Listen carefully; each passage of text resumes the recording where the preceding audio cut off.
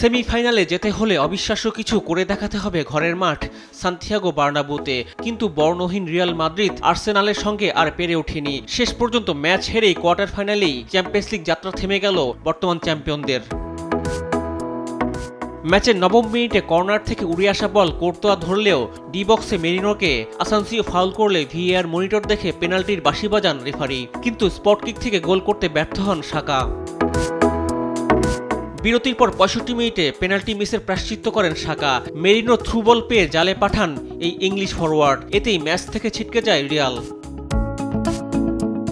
১ minute বাদে ডিফেন্ডারের ভুলে গোল খেয়ে বসে আর্সেনাল। ১-১ সমতায় ফিরলেও ২ লেগ মিলিয়ে তখন লিড ৪-১ গোলের। এই চাপ আর সামাল দিতে পারেনি রিয়াল। উল্টো ম্যাচের শেষ বাঁশি বাজার আগে মেরিনো থ্রু বলে জয়সূচক গোলটি করেন ব্রাজিলিয়ান ফরওয়ার্ড মার্টিনেল্লি। ৫-১ গোলের বড় জয়ে প্রায় দেড় যুগ পর চ্যাম্পিয়ন্স লিগের শেষ চারে ওঠে আর্সেনাল।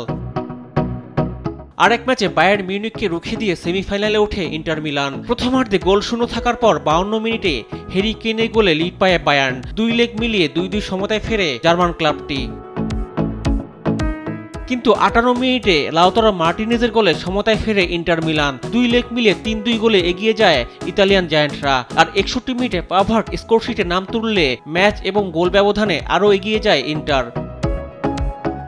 ৭৬ মিনিটে বায়ার্নের ডিয়েরের গোলে ম্যাচে ২-২ সমতায় ফিরলে গোল ব্যবধান দাঁড়ায় ৪-৩। এরপর আর গোলের দেখা না পাওয়ায় বায়ার্নকে বিদায় করে সেমিফাইনালে ওঠে ইন্টার মিলান। রিফাত আঞ্জুম, দেশ টিভি, স্পোর্টস ডেস্ক।